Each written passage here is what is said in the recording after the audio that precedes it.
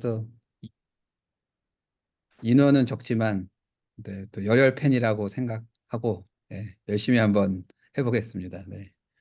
또 이렇게 사실은 뭐 고교학점제에 대해서 이제 시민사회에서 관심을 갖는 경우는 좀 많지 않고 대부분 보면 이제 신문에서 보신 것 정도의 이해만 하시는데 그래도 좀 이렇게 깊이 있게 이해하시려고 해주셔서 감사를 드리고 사실은 고등학교의 어떤 제도를 시민사회가 좀 잘 이해를 해주셔야 또 어떤 정책이나 방향을 얘기할 때 좀 도움이 되는 것 같아요. 근데 항상 제가 지난 시간에도 잠깐 말씀드렸는데 본인의 고등학교 시절 경험에 좀 머물러 있는 경우가 많더라고요. 제가 또 시민사회 분들하고 얘기를 해보면 그래서 그 간극을 좁히는 것도 되게 중요한 일이겠다라는 생각이 좀 들면서 한번 시작해 보도록 하겠습니다.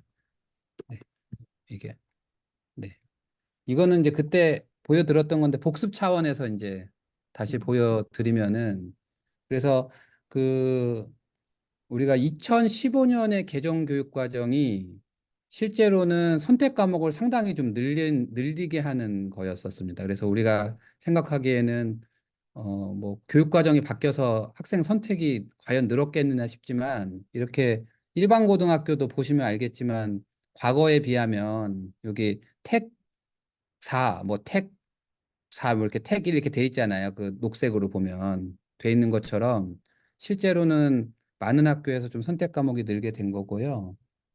뭐 이런 혁신학교도 비슷하죠. 보면은 택 3, 택 9. 예를 들면 3학년 선택의 경우에는 보시면은 3학년 1학기 선택 보시면 27 한 다음에 밑에 택 9 이렇게 돼 있잖아요. 그러니까 이렇게 선택이 늘어났고 이제 우리가 어떤 이런 학교의 모델로 생각하는 하나고 같은 경우는 뭐 택의 문제가 아니고 그냥 학생들이 마치 대학 학점 듣듯이 자기가 원하는 걸로 이렇게 선택을 하는 쪽으로 되어 있는데요. 제가 맨 마지막에 그래서 하나고 학생 한 명의 그 시간표, 그러니까 그 학기 때 뭘 들었는지를 한번 제가 보여드리도록 하겠습니다. 그래서 아, 요렇게 듣는 게 요새 가능한 거구나를 한번 말씀드리면 좋을 것 같고요.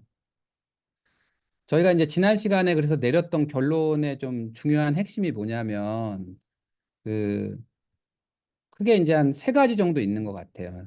어쨌든 간에 계속 선택은 늘어나고 있는 거다. 선택이 우리가 생각하기에 갑자기 고교학점제가 선택 중심으로 생각하기 쉽지만 사실은 이미 선택은 학교에서 확산되고 있었다 하는 거 하나. 두 번째는 고교학점제는 그 맥락에서 좀 이해를 할 필요가 있다는 거 하나. 그다음에 한국의 되게 독특한 상황. 그러니까 수능에서 뭘 보느냐가 학생 선택에 미치는 영향이 크다는 거예요. 그러니까 이제 이번에 이제 수능 제도가 바뀐 게 또 발표가 됐거든요. 몇 달 전에. 그럼 이 바뀐 수능 제도랑 같이 놓고 봤을 때 과연 고교학점제가 성공할 수 있을 것이냐 하는 거 하나. 요 세 가지를 좀 우리가 살펴보면 좋을 것 같습니다. 이게 좀 신기한 게 저번 그 할 때는 엄청 떨렸었거든요, 제가. 근데 확실히 이제 두 번째 하니까 조금 이렇게 떨리지는 않고 예, 좀 여유가 좀 있어서 네, 좋습니다. 제 개인적으로는 편한 마음에서 하는 것 같아서 사실은 이 임재일 교수님 때문에 좀 많이 떨렸는데 이게 또 들어오지 마셔야 될 분이 들어온 게 아닌가 싶어가지고 근데 좀 약간 제가 좀 더 뻔뻔해진 게 아닌가 싶기도 합니다. 네.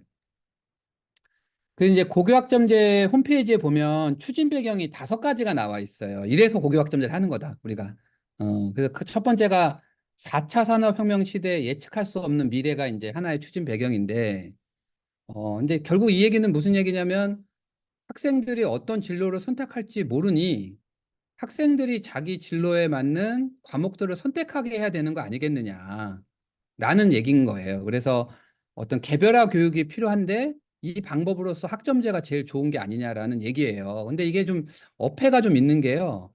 대학교도 잘 보면 과가 있은 다음에 그 과 안에서 이렇게 좀 선택을 하잖아요. 근데 고등학교는 진짜 말 그대로 그냥 완전히 오픈해서 하라는 얘기라 뭐 나중에 또 말씀드리겠지만 과연 이게 꼭 좋다고만 할 수 있는 거냐라는 얘기가 한번 나오게 되고요. 또 하나는 이제 저출산에 따른 인구 구조 변화를 추진 배경으로 들고 있는데 이거는 제 생각에는 이제 저출산이 되면 우리가 이제 지금 우리가 상대평가 방식을 사용하고 있단 말이죠. 그 상대평가 방식을 사용하면 그 학생들 수가 줄어드는데 이 1등급 이런 거 정하는 게 쉽지가 않은 거예요. 그러니까 거기에 맞춰서 하면은 이제 다양한 과목을 선택하면서 또 거기에 맞춰서 절대평가로 가야 된다는 걸 좀 염두에 두고 한 얘기고요. 사실 나머지 세 개는 고교 학점제여서 필요한 것인가라는 좀 근본적인 질문을 던지게 됩니다. 예를 들면 디지털 세대의 변화된 학습 성향 때문에 고교 학점제를 해야 되는 건가? 그럼 고교 학점제가 아니면 디지털 세대의 변화된 학습 성향을 따라갈 수 없는 건가? 또 사회적 불평등 및 양극화에 따른 교육 격차 심화가 과연 이게 고교 학점제가 꼭 필요한 이유인가?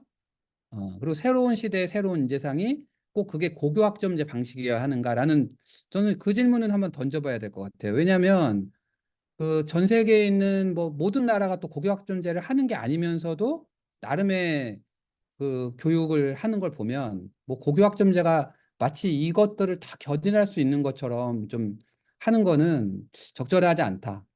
그냥 교육부에서 뭔가 두 개만 얘기하면 뭔가 이제 문서가 좀 얇아 보이니까 세 개를 좀 더 만든 게 아닌가라는 생각도 좀 한번 해보게 됐습니다. 네, 요거 아니고 요거 다음이네요. 네.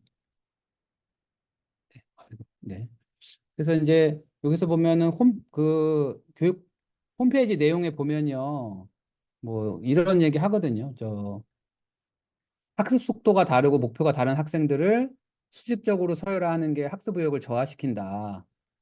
그래서 학생 선택형 교육과정 운영을 통해 다양한 능력과 적성을 가진 학생 개개인의 역량을 최대한 발휘하도록 지원한다. 이렇게 돼 있고 그 사례로 이제 핀란드에서 학점제를 도입한 학교인 타미 롤랑구 요나 학생이 자기한테 맞는 수업 방식을 찾을 수 있었다. 학습 목표와 시기, 학습량을 스스로 결정하고 선택할 수 있어서 좋았다. 근데 저는 이것도 생각해 볼 여지가 있는 것 같아요. 그러니까 고교 학점제를 해야만 자기한테 맞는 수업 방식을 찾을 수 있는 건가? 또 학습 목표나 시기, 학습량이라는 게 고교 학점제를 해야 되는 건가? 이 얘기를 제가 왜 던지는 거냐면 마치 고교 학점제가 무슨 그 학점제 자체가 뭐 엄청난 그 학습 방법의 변화를 가져올 것처럼 좀 얘기하는 게 좀 있거든요. 근데 그게 사실은 절대평가를 한다고 했을 때 좀 나올 수 있는 얘기인 것 같아요. 제가 보기에는. 근데 그냥 그 자체가 무슨 이런 식의 어떤 새로운 수업 방식이 등장하고 학습 목표와 시기가 이렇게 조절이 되고 이런 건 아니지 않나라는 생각이 좀 듭니다. 그래서 사실은 나중에 또 다시 한번 말씀드리겠지만 고교학점제의 되게 중요한 논쟁 중에 하나가 과목을 절대평가하느냐 상대평가하느냐가 상당히 중요한 부분이에요. 근데 이게 그 정부가 바뀌면서 완전히 뒤집어지는 일이 있게 되거든요. 그거 같이 설명을 좀 드리도록 하겠습니다. 네. 야, 이거 거꾸로 잡고 됐네요. 그래서 이제 학교 여기 홈페이지에 나와 있는 이제 그 고교학점제 운영의 순서를 보면 어떻게 보면 대학교랑 똑같은 거죠. 네, 어떤 교육 과정을 대학이 마련하는 것처럼 학교에서 이제 다양한 교육 과정을 이제 마련하면 학생들은 자기의 진로에 맞게 수강 신청을 하고 그다음에 거기에 맞춰서 수업 운영을 한 다음에 이제 학점이니까 그 학점의 기준이 있겠죠. A, B, C, D, E의 기준이 있을 것이고 그 기준에 맞춰서 평가를 한 다음에 지금은 제가 알고 막 D까지는 이제 통과하고 이제 E는 아마 미있을 텐데 그럼 이제 이수된 학생들은 이제 그 학점을 따게 된 거고 이수가 안 된 학생들은 결국은 이제 그 학점을 못 듣게 된 건데요. 여기서도 이제 우리가 또 생각해 본 게 대학에서는 미수를 하면은 이제 뭐 다시 그 과목을 듣거나 결국 그래서 그 학점이 못 쌓이면 대학을 졸업 못 하는 거잖아요. 근데 이제 이게 사실은 고교학점제 할 때 논란이 좀 됐었어요. 그럼 미수 학생 어떻게 할 거냐? 근데 결론은 뭐냐면은 무조건 이수시키라는 거예요. 고등학교에. 그러니까 미수를 무조건 시켜야 된다. 탈락시킨 애가 있으면 안 된다는 거죠. 그러면 이제 이 고교학점제 취지랑 좀 어긋나는 게 좀 생기는 것 같아요. 그러니까 뭔가 미수가 안 되면 참 책임을 지는 것도 좀 있어야 될 것 같은데 제가 알고 있기로는 독일 같은 경우에는 결국 독일이 이제 우리나라가 하는 고교학점제 모델로서 많이 우리가 가서 공부도 한다고 하는데 제가 이제 독일에 이제 한 교장 선생님한테 여쭤봤거든요. 미수가 되면 어떡하냐? 얘가 학점을 못 채우면 어떻게 되냐? 그러면 이제 1년인가를 더 다닐 수 있고 1년을 또 다녔는데도 채워지지 않으면 결국은 이 학생은 고등학교를 졸업을 못 하게 된다는 얘기를 하더라고요. 근데 이게 좀 냉정해 보일 수도 있겠지만 뭔가 이제 뭐 학점제를 기왕한다고 하면, 그리고 이제 우리가 말하는 대학의 학점제를 염두에 둔 거라면, 사실은 제 생각에는 미술 어떻게 할 것인지도 다시 한번 고민해 볼 필요가 있다. 그래서 어쨌든 이수 기준에 도달하면 학점 취득하면 졸업을 하는 건데, 학생들 입장에서는 제가 학생이라면 판단에 뭐 어차피 다 졸업하는 거 아니야? 말은 그렇게 하지만 어차피 졸업하는 거 아니야라고 생각을 하면 지금과 다른 게 뭐가 있을까? 예를 들면 공부를 안 하는 학생들, 그냥 어차피 뭐죠? 그 출석 일수만 채우면은 졸업한다고 생각하는 학생들이 학점제가 된다고 해서 뭔가 긴장을 하고 열심히 할까? 이제 그런 좀 생각도 듭니다. 네, 이게 이제 고교학점제 그 흐름인데요. 그래서 뭐 2025년, 그러니까 내년에 이제 고등학교 1학년부터 이제 시작이 됩니다. 시작이 되고, 사실은 여기 그림에도 나와 있지만 이미 어느 정도 진행이 되고 있었던 거고요. 그래서 고교학점제가 뭐 어디서 뚝 떨어지고 갑자기 시행되는 제도는 아니다. 예를 들면 이런 거죠. 고등학교가 고교학점제 준비가 전혀 안 돼 있느냐? 그렇지는 않은 것 같아요. 제가 보기에는. 어쨌든 간에 여러 가지 방법으로 계속 준비를 해왔던 건 사실이고, 그래서 고교학점제를 한다고 해가지고 갑자기 뭐 대혼란이 빠질 건 아닌 것 같고요. 또 그 고교학점제가 이제 내년에 실제로 2025년도에 1학년이 시작되지만 1학년은 대부분 공통 과목을 듣게 돼 있거든요. 그러니까 아직 선택을 하는 게 아니기 때문에 지금 고1하고 크게 차이는 이제 많이 나진 않는 거죠. 그러니까 학교 입장에서는 1년 정도는 더 준비할 수 있는 기간이 더 있는 거다. 그러니까 2025년 시작이지만 실제 준비는 한 2026년부터가 이제 예측할 수 없는 일들은 2026년부터 나타나게 될 거다라고 생각하시면 될 것 같습니다. 네, 요거는 이제 바뀔 모습인데요. 한번 간단히 보시면 일단 그 과목 선택에서 보면 그 옛날에 이제 기준이 이제 수능 출제 과목을 중심으로 편성했는데 이게 학생의 진로나 적성에 따른 수요를 맞춰서 개설하게 된다. 그리고 옛날에는 인문, 자연, 계열별 정해진 과목이 있었는데 그게 없어진다는 건데 사실은 2015 교육과정도 명목상으로는 인문, 자연 계열이 없죠. 사실은.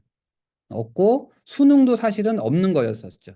예, 근데 대충 이제 학교들이 전략적으로 인문 자연 계열을 나눴고요. 또 안 나눈 학교들도 있었습니다. 그 뭐 하나고 같은 경우는 보면은 애매한 위치에 있는 애들도 있었거든요.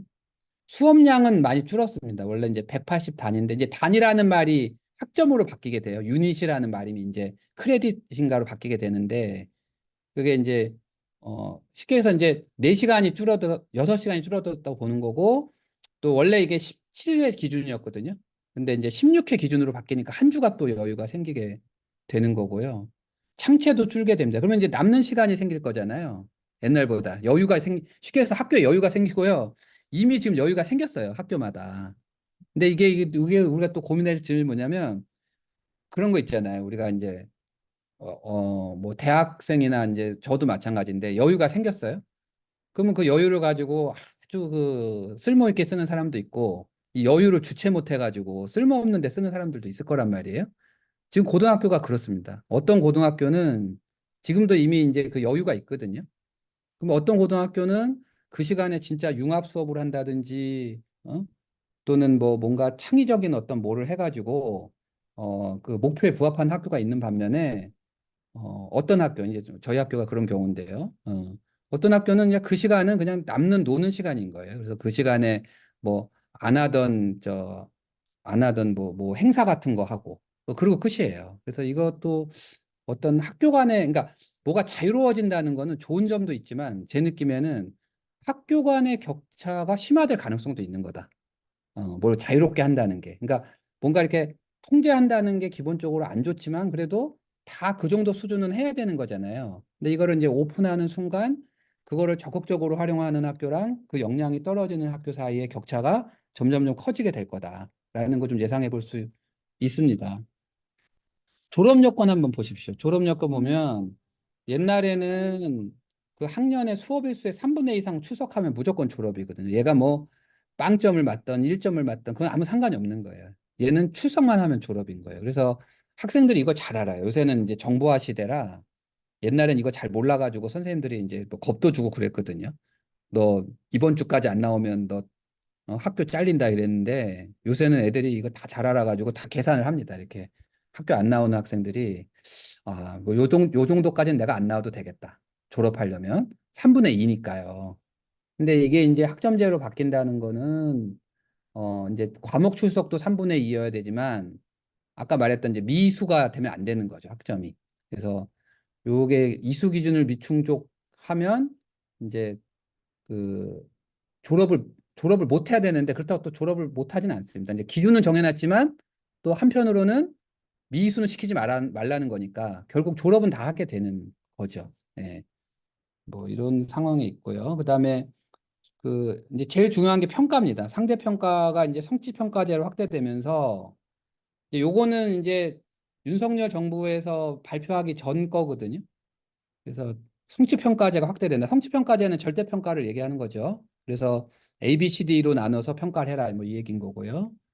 그 다음에 수업 장소가 이제 이게 교실 오프라인에서 인근 학교 지역사회 온라인으로 확장한다는 얘기는 일단 수업 시간에 여유가 있으니까 지역사회로 갈 수도 있고요. 공강 시간이 있으니까 지역사회로 갈 수도 있는 거고 또 하나는 뭐냐면은 학교의 교사들의 수가 제한되어 있는데 그 교사들이 학생들이 원하는 모든 과목을 만들 수는 없잖아요. 역량이 안 돼서 못 만들 수도 있고 인원이 딸려서 못 만들 수도 있는데 그러니까 결국 그, 그 교육청이나 지역사회가 만든 교육과정도 같이 참여하게 되는 거거든요. 그러니까 학교만 가지고는 이 교육과정을 다 충족이 안 되는 거예요. 그러니까 학생들이 다양한 방법으로 그 교육과정의 교과목을 충족하기 위해서 학교 밖으로 나갈 수도 있는 거고, 또 온라인 수업을 통해서 충족할 수도 있고, 이런 겁니다. 사실은 지금도 이미 하고 있습니다. 지금도 고등학교에서 뭐 예를 들면은 교육학이라는 과목을 학생들이 듣겠다고 하는데 학교에는 교육학을 개설할 선생님이 없는 거예요. 그러면 공동교육과정이라 그래서 교육청에서 신청을 받아요. 그러면은 그 학생들은 그 지금은 이제 주로 어떻게 하냐면 방과 후에 하는데 이제 안 그런 경우는 뭐냐면은 그 학생은 4교시가 교육학인데 그 시간에 그 교실에 수업은 안 열리고 온라인을 하는 교실이 따로 있는 거예요. 그럼 거길 가요, 그 학생이. 가가지고 그 공동교육과정을 하는 선생님의 수업을 실시간 온라인으로 듣는 거죠. 실시간 온라인으로. 그러니까 약간 학점제에서 강의 듣는 거랑은 약간 달라요. 그러니까 그 시간에 수업을 듣는 거예요. 온라인으로. 질의응답도 하고. 이제 그런 식으로 이제 처리하는 거니까 다양한 방법의 이제 수업들이 등장하게 되는 거고요. 그 다음에 여기서 보면 알겠지만 과거에는 주당 34시간이었다면 시간도 32시간으로 줄고 32시간으로 줄니까 공강이라는 게 생기겠죠. 공강. 그 각자의 시간표가 있으니까 시간표에 따라서 공강이라는 게 생기고 공강이 생기게 되면 그 공강 때 뭐 할 거냐 뭐 이런 얘기가 또 나옵니다. 공강 때 얘는 뭘 해야 되냐. 그러니까 대학교 때는 저희는 공강 때 이제 나가서 이제 막걸리도 한 잔씩 하고 오고 뭐 그랬던 것 같은데 지금은 뭐 이제 학생들한테 뭐 나갔다 오라고 하긴 좀 그렇잖아요. 또 이제 고등학생은 좀 보호도 해야 되니까. 그래서 나갈 수는 없고, 어, 이제 주로 이제 홈베이스를 마련해서 거기 있게 하는 거예요. 근데 그 홈베이스가 주로 이제 뭐 체육관이라든지 뭐 도서관이라든지 뭐 이런 거고, 그래서 실제로 몇 년 전부터 교육청에서 홈베이스용으로 계속 돈을 줬었어요. 새로 고치라고. 저희 학교도 뭐 수업 그 저 학생들 저 꿈담 카페라고 그 학생들 저 홈베이스용 그 공간을 따로 만들었습니다. 이렇게 뭐 책상도 좀 예쁜 거 놓고 그래서 아마 많은 학교들이 지금 홈베이스는 거의 다 구축이 돼 있을 거예요. 왜냐하면 예산을 계속 줬었기 때문에 홈베이스는 구축이 어느 정도 돼 있을 걸로 보고요. 그다음에 이제 도서관도 약간 홈베이스화하는 게 있습니다. 있고 어 그다음에 이제 그 교사의 수업도 이제 뭐 복수 전공, 부전공 뭐 이런 거 이제 활용해가지고 좀 하게 하라. 그래서 사실은 그게 있었어요. 좀 논란이 됐던 게 교사 자격증이 없는 사람도 좀 가르치게 하자는 게 좀 있었거든요. 원래 고교학점제 얘기 나왔을 때 무슨 얘기냐면은 어떤 새로운 과목을 개설했는데 그 과목에 교사라는 게 존재하지 않을 수가 있는 거예요. 우리가 이제 이 바뀐 교육 과정은 학교나 교육청 단위에서 그 교과목을 만들 수 있게 돼 있잖아요. 만들 수도 있게 돼 있고 인정할 수 있게 돼 있잖아요. 근데 그 만든 교과목에 해당하는 교사가 없을 수가 있단 말이에요.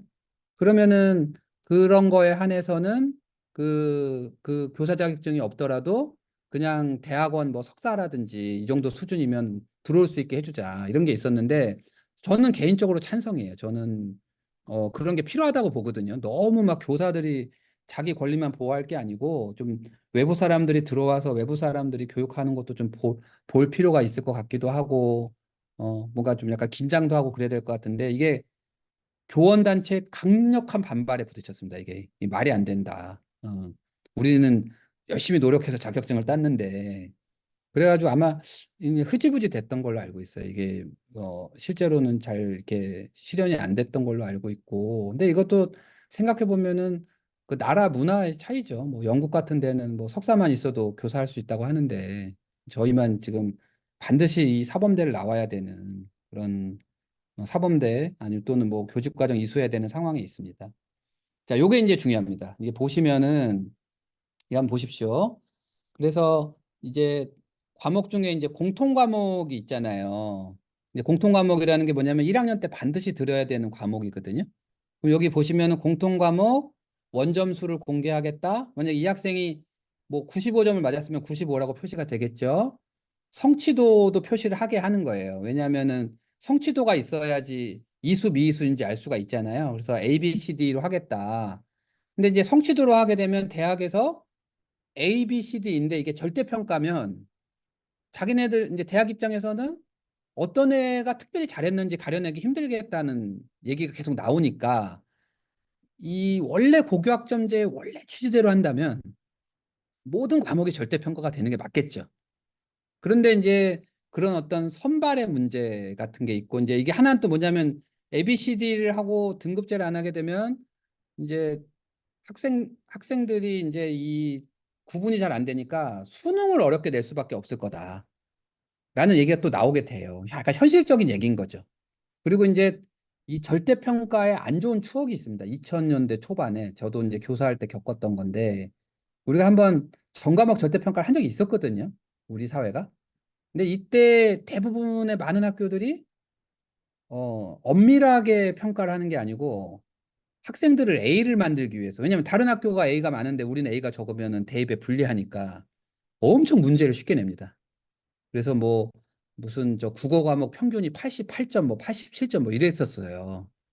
그러다 보니까 이제 문제가 너무 쉬워지다 보니까 학생들이 공부를 하지 않아도 시험을 잘 볼 수 있다는 생각을 하게 되고 그래서 당시에 그 제가 그때 교사하던 시절의 분위기가 오히려 공부를 안 하는 분위기.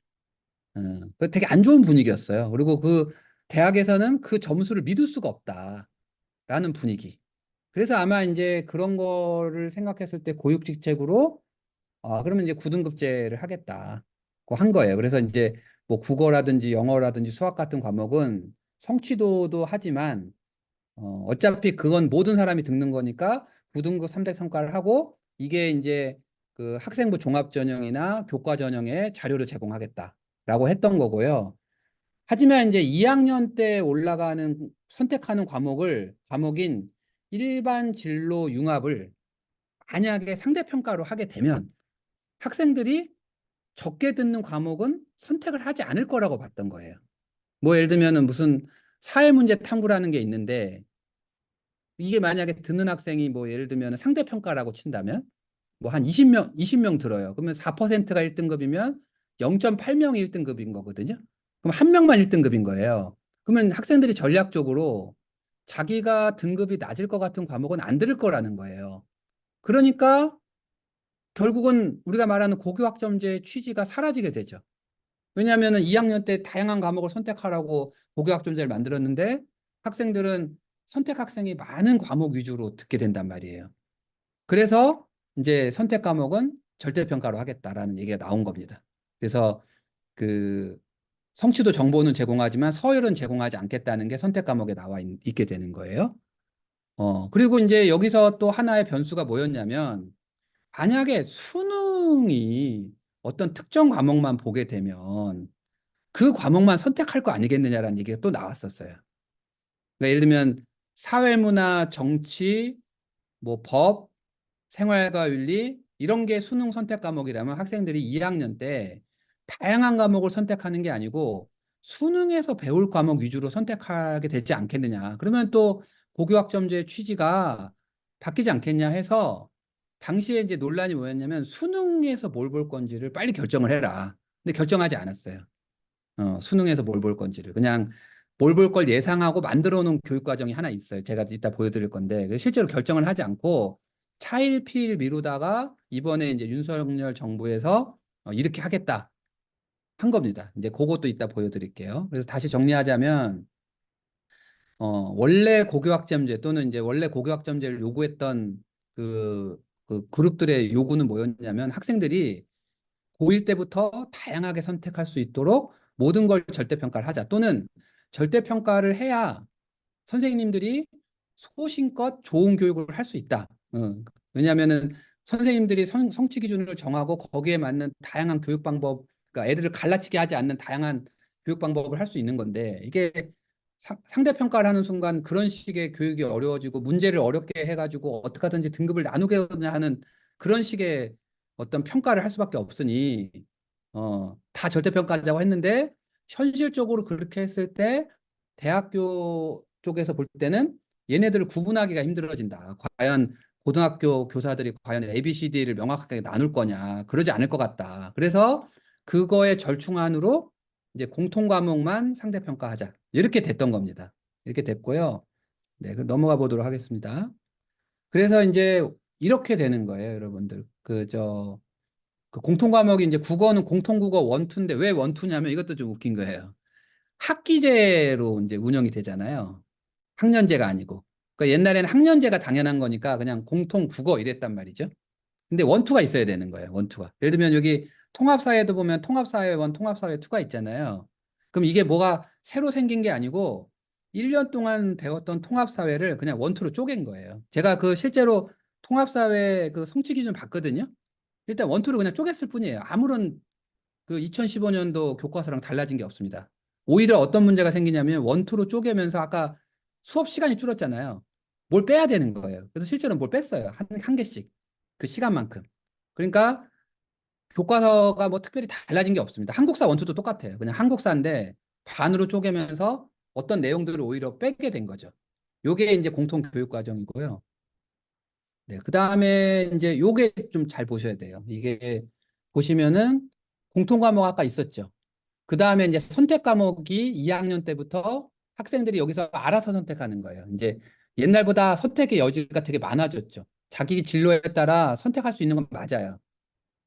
맞은데 일반 선택, 진로 선택, 융합 선택을 모두 절대평가로 했던 게 이게 원래 아닙니다. 이게 원래 아닌데 이거 재밌는 거 한번 설명을 드리면은 일반 선택에 뭐가 있냐면요. 세계 시민과 지리, 세계사, 사회와 문화, 현대사회와 윤리가 있어요. 그죠? 이게 뭐냐면 잘 보시면 지리에서 한 과목, 역사에서 한 과목, 그 다음에 일반 사회에서 한 과목, 윤리에서 한 과목씩 뺀 거예요. 일반 선택이. 이 보시면은. 예. 그래서 사회와 문화는 그냥 사회 문화를 이름을 바꾼 거예요, 그냥. 그 다음에 현대사회와 윤리도 윤리와 사상인가를 바꾼 거고요. 세계사는 그대로 쓴 거고, 세계 시민과 지리도 세계 지리 이름을 좀 바꾼 거예요. 물론 내용이 조금은 좀 바뀌겠지만, 바뀌게 된 건데요. 이게 뭐냐면은, 이게 좀 제가 웃긴 얘기 해드릴게요. 저도 여기 회의에 한번 참석했었는데, 이거를 수능으로 하려고 했던 거예요, 원래. 이거를. 이 네 과목을. 사탐에서는.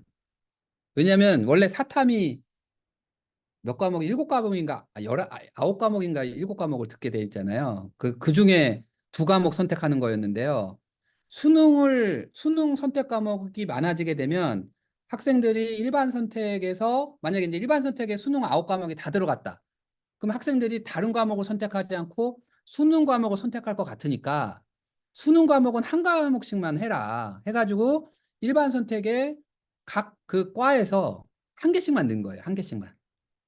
그리고 이제 원래는 발표할 때 만약에 정권이 안 바뀌었으면 발표할 때 어떻게 하려고 그랬냐면 일반 선택의 사회 과목은 이 네 과목 중에 하나를 수능으로 선택한다. 이러려고 했던 거예요, 이게. 근데 이게 나중에 뒤집어지는데요. 이게 좀 웃긴 게 뭐냐면요. 그때 나왔던 얘기가 과끼리 엄청 싸웠습니다. 왜 싸웠냐면 원래 수능 과목에 보면 일반 사회가 두 과목이 있었거든요. 세 과목, 세 과목. 그러니까 다른 과목은 다 두 과목씩 있었는데 일반 사회는 세 과목이 있었던 거예요. 그 경제, 정치와 법, 그다음에 사회문화가 있었거든요. 그래서 이제 일반 사회 쪽 교수님들이 뭐라 그러셨냐면은 아니 우리는 왜 두 개를 줄여야 되냐. 다른 데랑 달리 우리는 두 개를 넣어야 되는 거 아니냐. 그래가지고 엄청 싸웠어요. 제가 그 싸울 때 그 국가교육 교육부 회의할 때 제가 갔었거든요. 그럼 막 온라인사에서 일반 사회 교수님들은 이거 우리는 두 과목 넣어야 된다 일반 선택에 그 얘기하고 뭐 다른 과목은 하나씩만 들어가면 되지 왜 니네만 이러냐 이랬던 게 하나가 있었고 또 웃긴 게 이런 게 있습니다. 보시면은 이런 거죠. 왜 법과 사회는 진로고 사회와 문화는 일반이어야 되냐? 철학이 없는 거예요. 철학이 잘 보면. 좀 말이 안 되는 거잖아요. 왜 사회와 세계사는 일반 선택인데 한국 지리는 왜 진로여야 되는 거지? 진로라고 한다면 자기 진로를 찾아간다는 뜻이잖아요.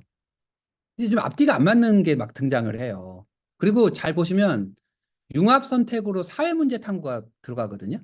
융합 선택으로. 제가 사회과니까 제 사회과 위주로 좀 설명을 드리는 건데 제가 한번 보여드릴게요. 사회 탐구가 2015년도에는 진로 교과에 진로 선택에 있었어요. 근데 이게 갑자기 융합 선택이 되는 거예요.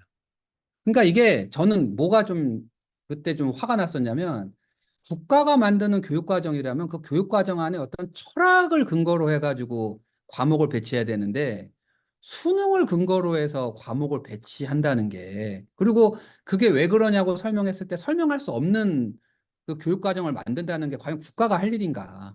과연 국가가 이런 식의 교육과정을 정말 이렇게 주먹구구식으로 이렇게 만들어도 되는 건가? 좀 당혹스럽더라고요. 어떤 면에서는 좀.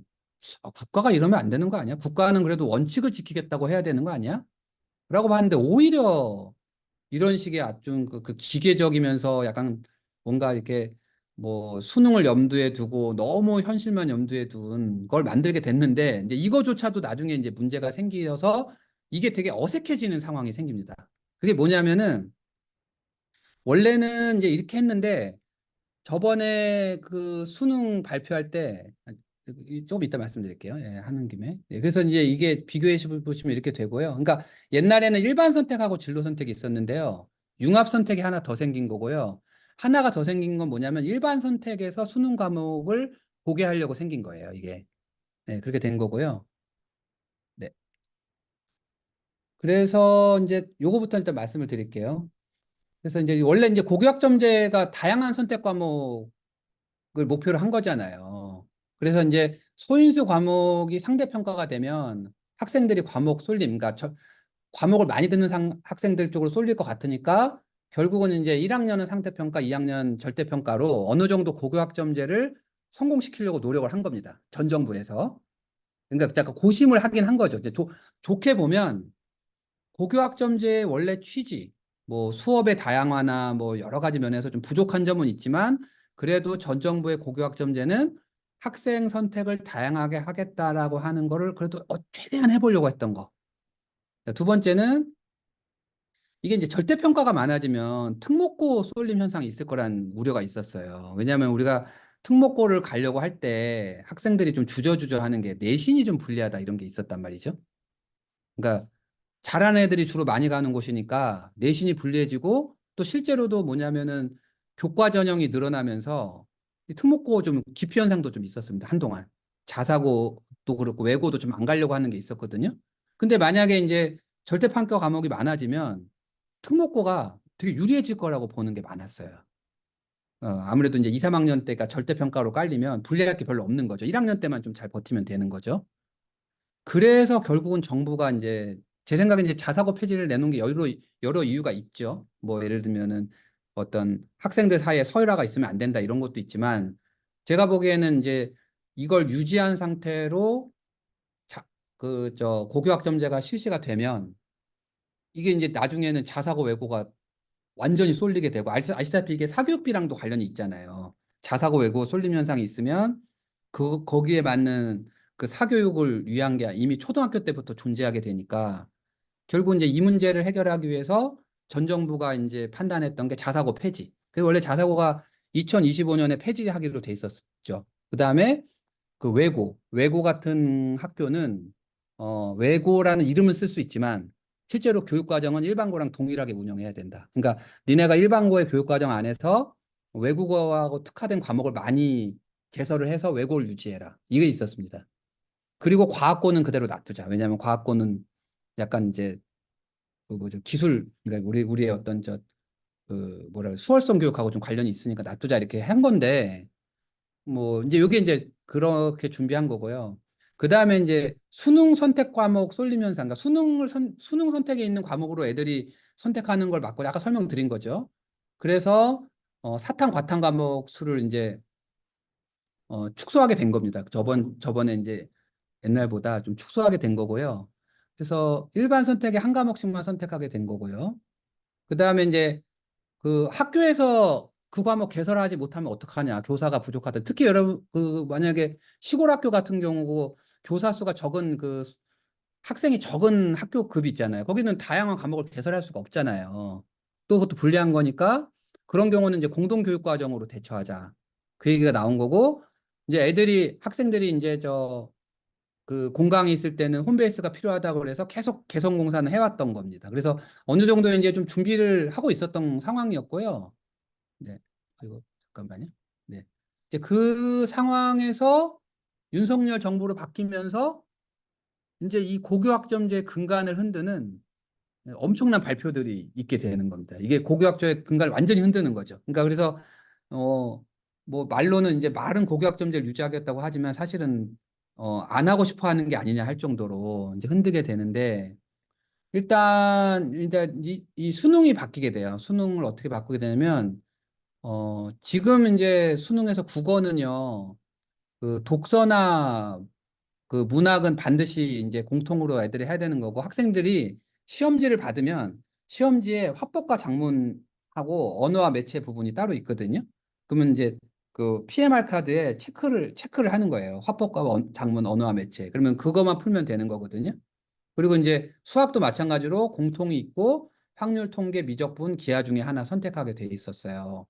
영어는 그냥 공통이었고 영어는 이제 절대평가니까 한국사도 공통이었고 사탐은 이제 제가 말씀드린 것처럼 그 사회 9개 중에 이제 9개 그다음에 과학 8개 중에 사실은 사회 2개, 과학 2개를 할 수도 있고요. 사회 하나, 과학 하나도 할 수 있게 돼 있었어요. 이제 그렇게 돼 있던 건데 2028년에 완전 심플하게 바뀝니다. 이게 꼭 나쁘다고만 할 수 없는 점은 있는 것 같아요. 왜냐하면 이제 나왔던 얘기가 화법과 작문과 언어와 매체의 난이도가 다를 때 좀 너무 이제 유리한 학생들, 불리한 학생들이 생긴다. 약간 뭐 표준 점수로 이렇게 보정은 하지만 좀 이거 문제가 있다는 얘기가 있어가지고 그냥 다 심플하게 모든 과목을 학생들이 다 하게 되는 거예요. 국어, 수학, 영어, 사회, 과학도 그냥 사회도 해야 되고 과학도 해야 돼요. 그러니까 지금 중3 학생들은 수능 볼 때 선택이라는 게 없고 그냥 다 해야 됩니다.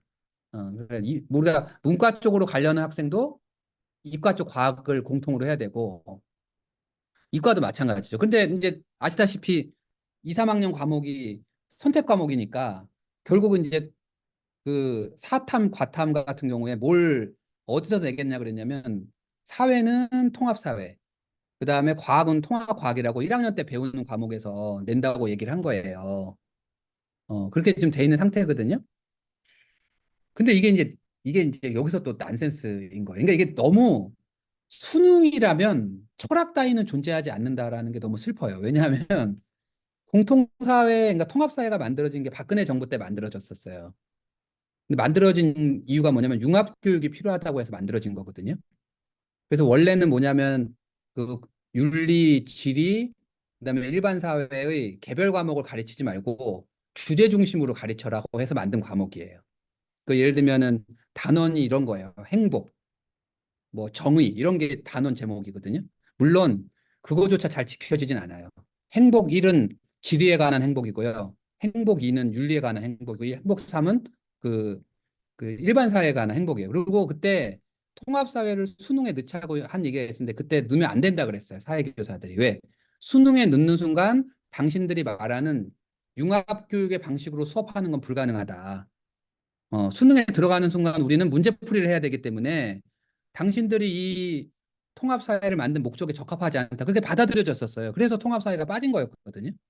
근데 이게 다시 통합사회가 들어가게 된 거예요. 그러면 이제 거꾸로 돌아가서 보자면 그러면 그때 철학하고 지금 철학이 왜 달라졌냐고 이제 물어보게 되는 거죠.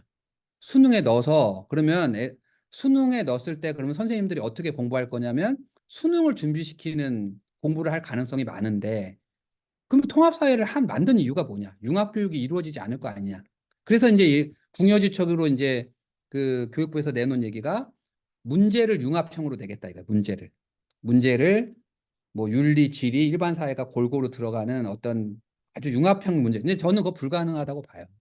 그런 문제의 수가 많지도 않을 뿐더러 이렇게 융합을 추출해낼 수 있는 능력이 있는 사람들도 많지 않다고 봅니다.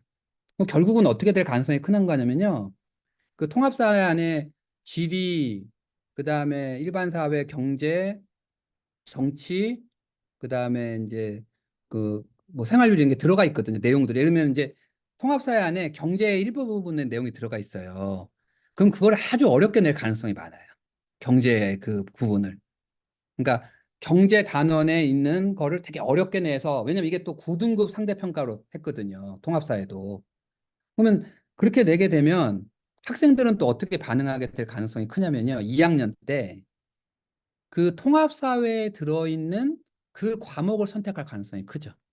아까 말했던 그 뭐 세계지리, 그 다음에 그 들어있는 내용들이에요. 그 다음에 사회문화, 그 다음에 법, 정치, 이제 이런 거를 들을 가능성이 큰 거예요. 그러니까 고교학점제의 근간이 훼손될 가능성이 상당히 큽니다. 뭐 통합과학도 마찬가지겠죠. 통합과학 안에 들어있는 게 뭐냐면은 물화생지거든요. 그러면 이제 학생들이 통합과학 수능을 잘 보려면 물화생지를 들을 가능성이 있는 거죠. 그런 이제 문제점이 또 생기게 되는 거고요. 그 다음에 이제 내신을 갑자기 바꿉니다. 이제 뭐냐면은 이 절대평가를 하게 되면 이 대학에서 이 학생들 변별하기가 쉽게 이 변별의 논리가 아직까지 그대로 되는 건데 그래서 이제 9등급 상대평가로 하면 또 문제가 있다는 걸 알아요. 교육부도. 왜냐하면 9등급 상대평가를 하면 지금 학생 학령 인구가 엄청 줄어들잖아요. 그러니까 소인수 과목이 막 10명 듣고 11명 듣고 이런 게 생기거든요. 그러면은 거기서 4%를 찾아낼 수가 없는 거예요.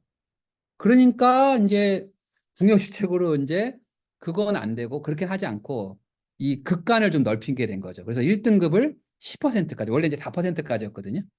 근데 2등급이 원래 4, 7, 7%인데 2등급을 24%까지 늘리겠다는 거예요. 그래서 5등급 상대평가를 하겠다는 거예요. 그러니까 아까 말했던 제가 다시 보여드릴게요.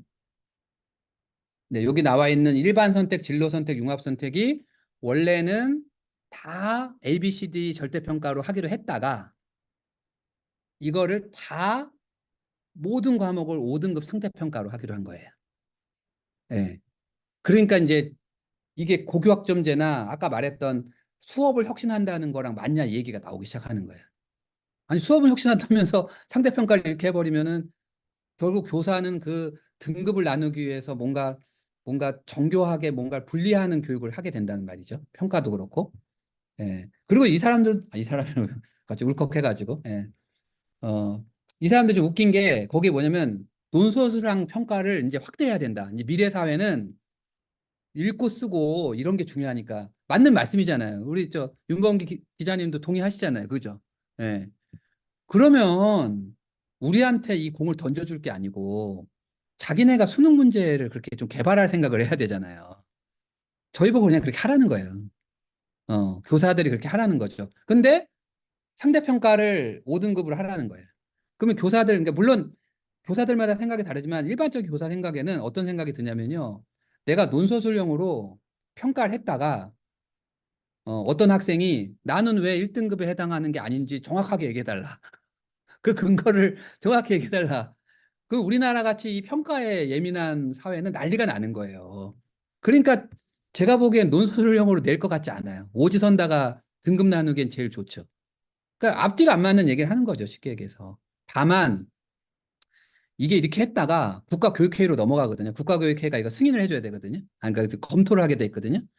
국가교육회에서 이제 좀 진보 쪽 분들이 이제 계속 이제 강하게 항의를 해서 결국은 양보한 게 뭐냐면 융합 과목 중에서 네. 여기 이제 융합 선택 중에서 여기 보면 국어부터 과학까지 융합 선택이 쭉 있죠. 보면은 맨 오른쪽에 이것 중에서 사탐, 과탐에 해당하는 것만 절대평가를 해도 좋다.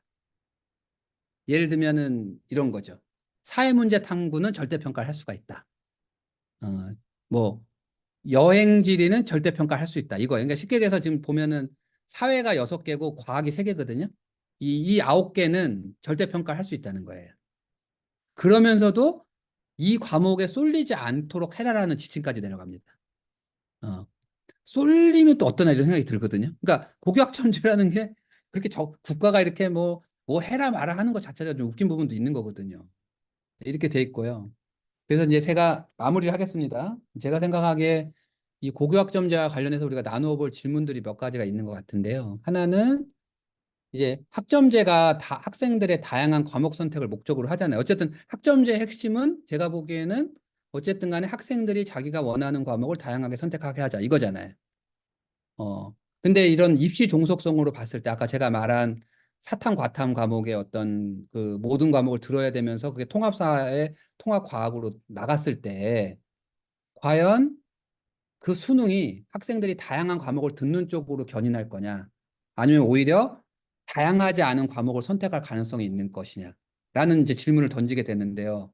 제 느낌에는 아직 시작을 안 해서 모르겠지만 제 느낌은 반대로 갈 가능성이 크다. 오히려 다양하지 않은 과목을 선택할 가능성이 크다라는 게 하나가 있고요. 자, 두 번째는 이제 불확실한 미래사회 대비를 목적으로 고교학점제가 추진되었다고 할 때 과연 과목 선택을 다양하게 한다는 게 불확실한 미래사회를 대비하는 거냐?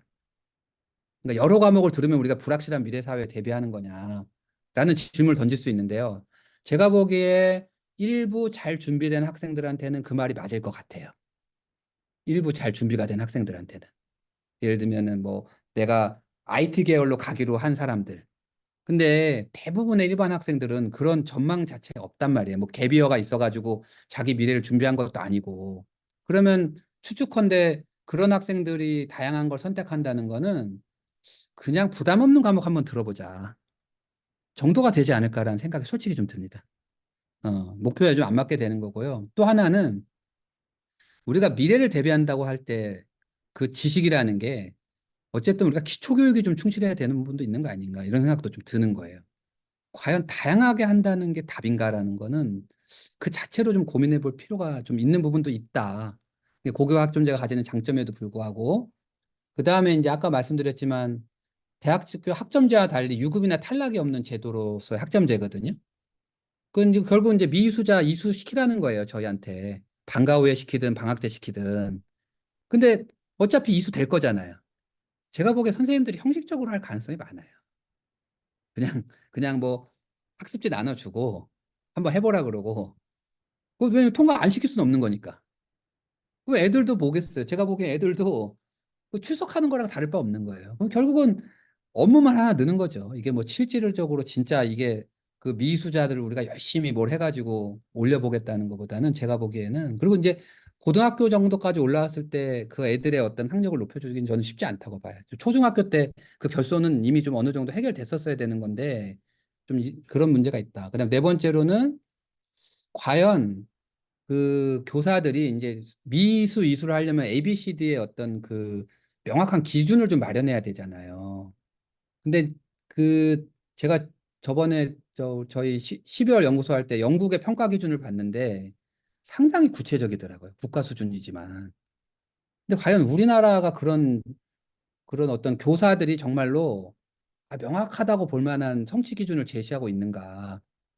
저는 제시하고 있지 않다고 봐요. 나중에 그 관심 있으셔서 한번 국가교육과정의 성취 기준 보시면 알겠지만 상당히 두루뭉술하고 이걸 가지고 어떻게 하라는 얘기지? 라는 생각이 좀 들어요. 그래서 그 부분도 우리가 좀 문제다.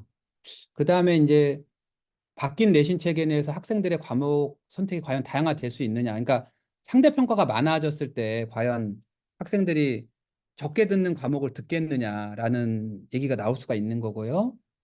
그 다음에 이제 이게 또 학교 간의 격차를 가져올 수 있지 않겠는가라는 전 생각이 듭니다. 그러니까 아까 말했던 그 자사고 외고의 쏠림 현상이 심화될 가능성이 있다. 왜냐하면 어쨌든 9등급 상대평가보다는 5등급 상대평가가 자사고 외국 장려에서는 불리하지 않을 것이고, 그러니까 우리가 대학 들어갈 때 크게 세 개 가지고 들어가는 거거든요. 교과, 학종, 수능이란 말이에요. 그러면 일단은 교과에 불리한 게 조금 개선이 되죠. 학종은 어떻게 보면 과목 다양화와 그 다양화에 따른 평가랑 관련이 있는 거거든요. 그러면 일반적으로 그런 역량을 갖춘 게 아까 제가 나중에 보여드리겠지만 자사고들이 그 역량을 갖추고 있어요. 실제로도 선택도 학생들 훨씬 많아요. 왜냐면 거긴 또 돈을 받고 하는 곳이라 예민하단 말이에요. 이 어떤 입시에도 예민하고 학부모나 학생한테한테 상당히 예민해요. 그러니까 이제 그런 학교들은 계속 뭔가를 새로운 과목도 만들어내고 새로운 교과도 끌어들이고 교육과정도 새로 리모델링을 계속 해나갈 건데 일반고는 제가 보기에 그 정도 역량이 없고요. 사실은 일반고 중에서도 사립고등학교는 그래도 한 교사들이 계속 2, 30년 같이 있으니까 그 고민을 조금은 하거든요. 공립학교는 5년에 한 번씩 바뀌기 때문에 그런 생각을 하지 않습니다, 사실은.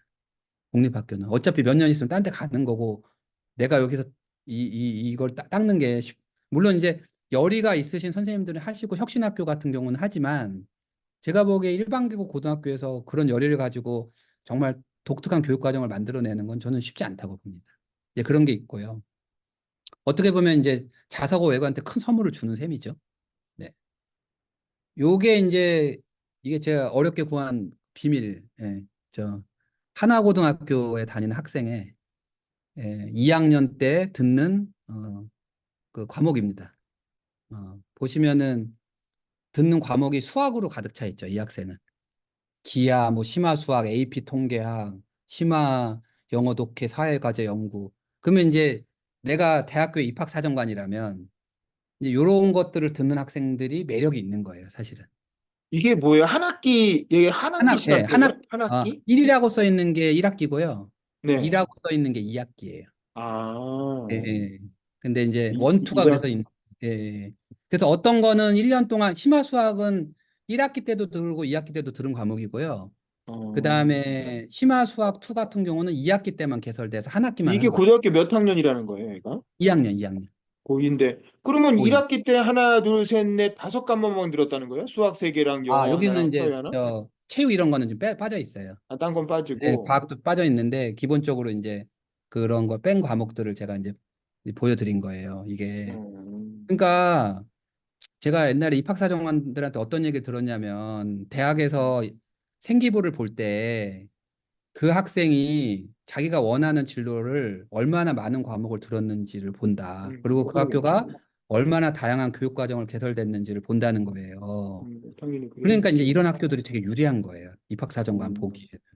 음, 왜냐하면은 학기 단위로 개설되어 있는 과목이 이미 많기 때문에 음, 다른 학교보다는 듣는 과목도 되게 많아요. 그리고 음, 이제 다른 학교에서는 하지 않는 뭐 AP 통계학이라든지 이런 거를 전략적으로 넣는 거거든요. 그러니까 이 음, AP 통계학이 재밌는 게 AP 시험을 보진 않아요. 음, 근데 이걸 넣음으로써 뭔가 이 학교가 뭔가 독특한 학교라는 걸 보여주는 음, 거예요. 근데 실제로 시험은 영어로 봐요. AP 영어 음, 봐요. 그래서 이제 그러면서 이제 활동도 실제로 약간 학생 중심으로 해요. 음, 그러면서 생기부를 이제 이렇게 적어주는 거죠. 음. 심화 수학 투 이런 식으로.